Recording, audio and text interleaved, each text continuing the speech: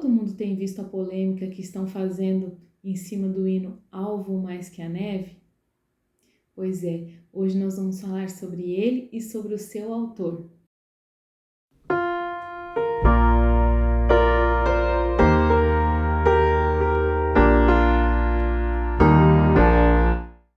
Olá, amigos! Sejam todos muito bem-vindos de volta ao nosso canal. Creio, logo sei. Hoje é domingo e nós vamos de Você Sabia? E no Você Sabia de hoje nós vamos falar sobre esse hino maravilhoso, né? E o seu autor. Antes de mais nada, peço a você que se inscreva no nosso canal, se você ainda não é inscrito, ative o sininho para receber as notificações, curta e compartilhe esse vídeo se você gostar e que você possa nos seguir nas redes sociais. Muito obrigada! Essa semana, o hino Alvo Mais Que a Neve, ou Bendito Cordeiro, né? No cantor cristão ele se chama Bendito Cordeiro, na harpa cristã, Alvo Mais Que a Neve. Se tornou alvo aí de uma polêmica, né? Por um pastor progressista, um pastor aí esquerdista, prol do politicamente correto, afirmou que esse hino tem conotações racistas pelo seu conteúdo, né? Com a frase alvo mais que a neve, nesse sangue lavado, mais alvo que a neve serei. Mas, queridos, nós sabemos que esse hino, simplesmente sem conhecer o autor, sem conhecer a história do hino, nós já sabemos que ele está totalmente baseado na Bíblia. A teologia desse hino está na própria Bíblia, né? Nós vamos ver algumas passagens que mostram claramente, que falam desses termos de ser mais alvo do que a neve, né? De ser purificado e se tornar tão branco quanto a neve através do perdão e do sangue derramado pelo Senhor Jesus. Então, isso não passa de uma grande bobagem, na verdade, né? De um pessoal, de uma facção se dizendo cristã, que na verdade está servindo as pessoas, a sociedade, consequentemente a Satanás, que é o governante desse mundo caído, desse mundo tenebroso. Porque falas como essa, ou que a Bíblia deve ser atualizada, na verdade, queridos, são heresias. E que, se não tomarem cuidado, levam as pessoas que creem nelas, que falam delas, à apostasia, que é a separação total, definitiva da pessoa para com Deus. Mas nós vamos falar de coisa boa aqui.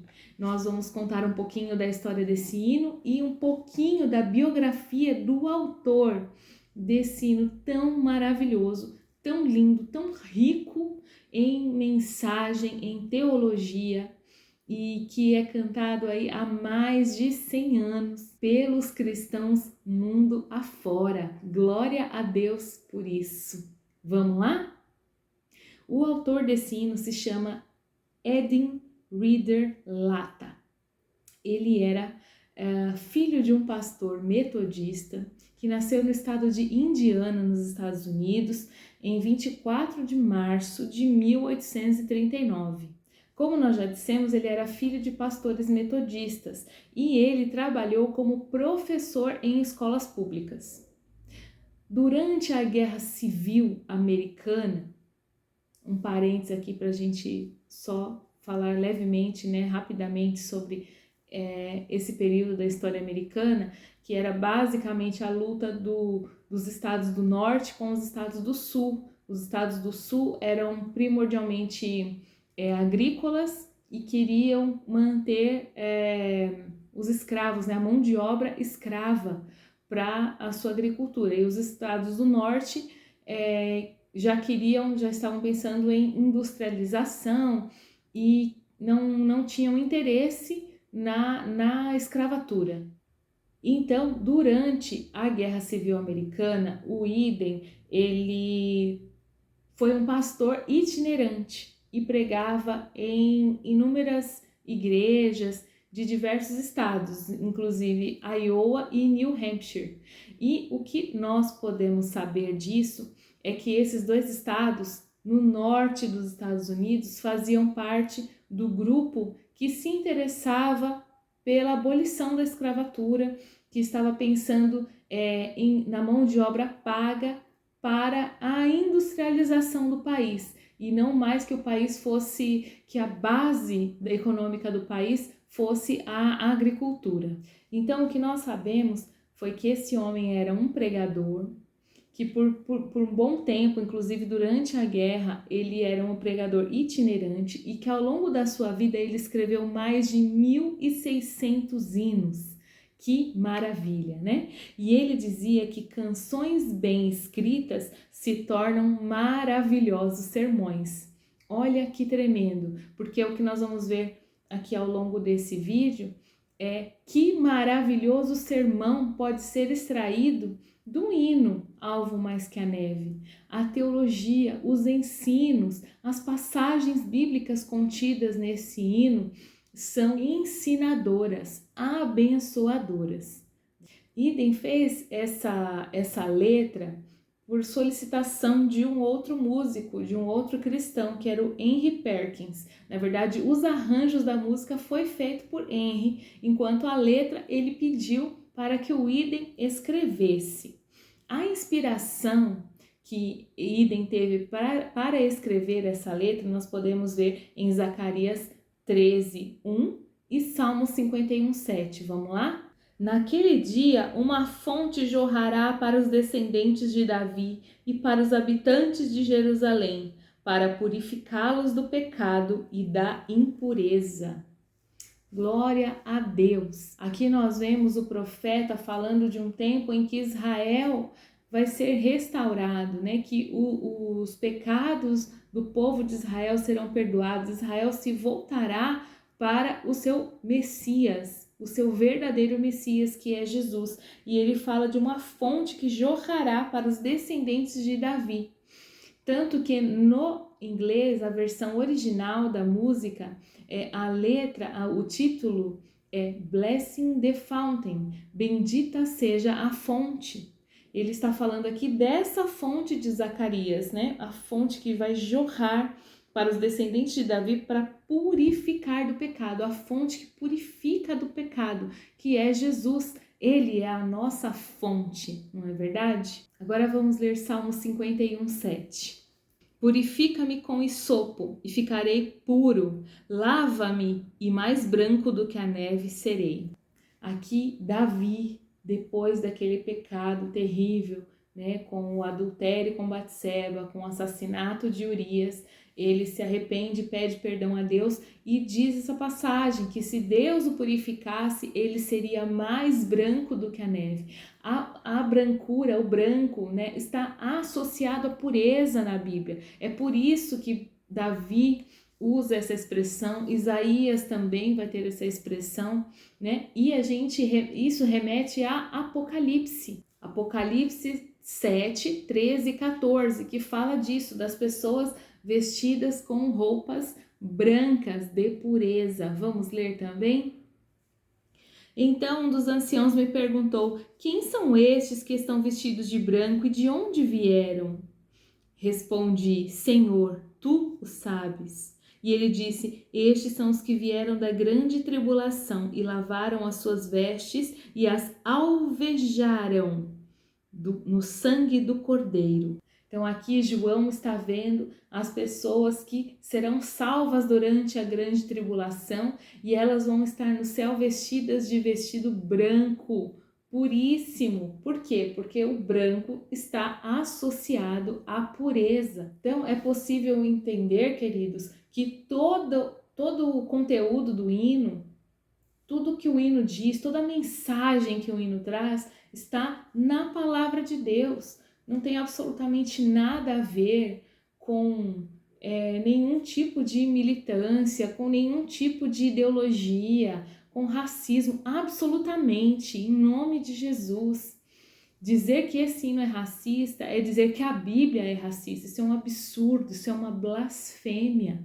E por isso nós vamos rapidamente pincelar o conteúdo todo desse hino, né? Aqui nos comentários nós vamos deixar a letra que está no Cantor Cristão, e você pode ler, você pode analisar, né, ouvir esse vídeo, vendo a letra ali, para acompanhar o que a gente está falando. Porque a gente pode ver que na primeira estrofe, o autor está falando de propiciação, que Jesus é a nossa propiciação. O propiciatório é o lugar onde o sangue do animal sacrificado na época do tabernáculo e do templo era derramado, né, em favor das pessoas que estavam sacrificando aquele animal para o perdão dos seus pecados. Jesus é a nossa propiciação porque com a sua morte, com o seu sangue vertido na cruz, ele traz o perdão de Deus sobre nós, ele satisfez a ira de Deus,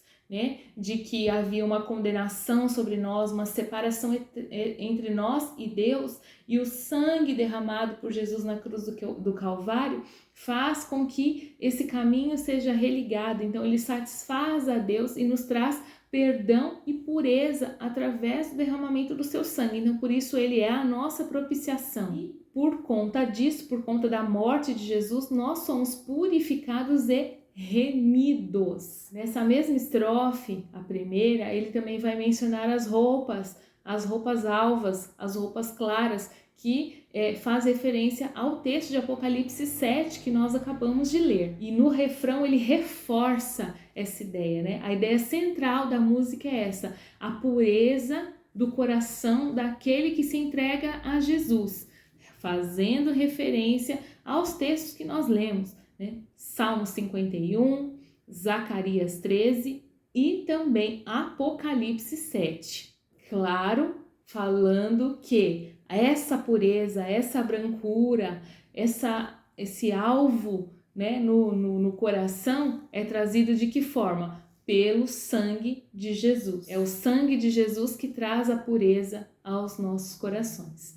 Na segunda estrofe, ele vai detalhar como Jesus padeceu. Vai falar sobre o sacrifício de Jesus. Ele fala da coroa de espinhos, das chagas, das feridas, né, de Jesus, fazendo referências a Isaías 53, né, que diz que ele foi transpassado pelas nossas transgressões, moído pelas nossas iniquidades, e o castigo que nos traz a paz estava sobre ele, que ao Senhor agradou moê-lo e tudo mais.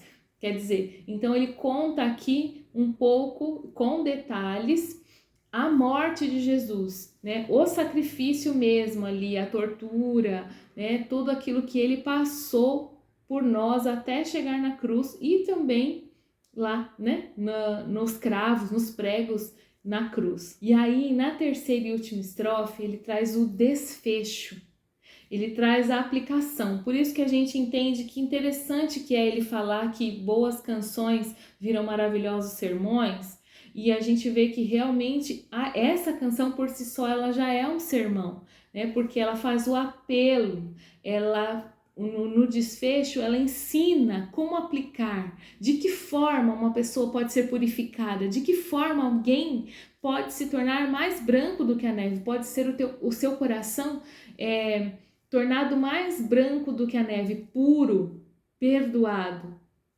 confessando os pecados a Cristo, fazendo de Jesus o seu Senhor, aceitando o sacrifício dele. Dessa forma, o sangue que foi derramado lá há 2000 anos atrás purifica o coração do indivíduo, de qualquer um que fizer essa aplicação, que tornar prático na sua vida o que diz a letra e, claro, o que diz a Bíblia. Ou seja, é o perdão de Jesus que nos purifica, que transforma o nosso coração sujo, escuro de trevas, em um coração limpo, em um coração alvo como a neve. Aleluia! E mais uma vez, queridos, isso não tem nada a ver com cor de pele de ninguém. Isso são figuras de linguagem, metáforas, ilustrações que a Bíblia usa para nos ensinar.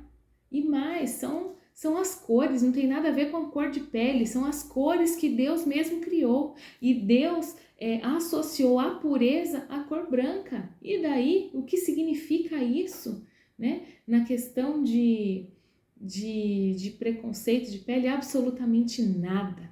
Glória a Deus por isso, né? Porque o nosso Deus não se pauta por bobagens, não se pauta por essa sociedade que vai com o vento, que hoje pensa de um jeito, amanhã pensa de outro, e que faz exatamente como aquele texto diz, que chama o mal de bem e o bem de mal. Isso é o que a sociedade faz, mas o nosso Deus, ele não muda. A palavra dele, que existe há mais de 3.000 anos, é por ela que nós devemos nos pautar e não por essas bobagens de politicamente correto que a gente vê por aí. Amém? Aleluia! Idem faleceu em 21 de dezembro de 1915 e o seu maior legado, né, para a Igreja de Cristo, para a Igreja cristã, é esse maravilhoso hino, né, tão rico, tão carregado de palavra de Deus, né, e que traz a mensagem da salvação em tópicos muito práticos, muito didáticos até, né?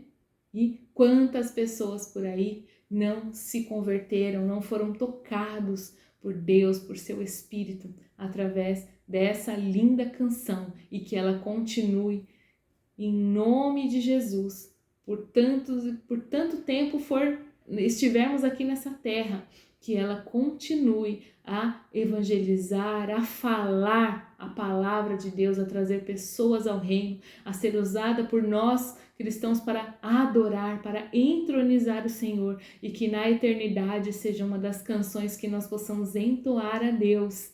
Aleluia, agradecer, porque a sua salvação, a sua morte, o seu sangue vertido nos trouxe salvação, nos trouxe redenção, e se estaremos diante dele eternamente é por conta do sacrifício de Jesus. Aleluia, glória a Deus. Eu espero que você tenha sido abençoado, edificado com esse pequeno vídeo sobre a história do autor e do hino Bendito Cordeiro, ou Alvo Mais Que a Neve, e amanhã a gente se vê aqui de volta. Um grande abraço e fiquem todos na graça e na paz do Senhor.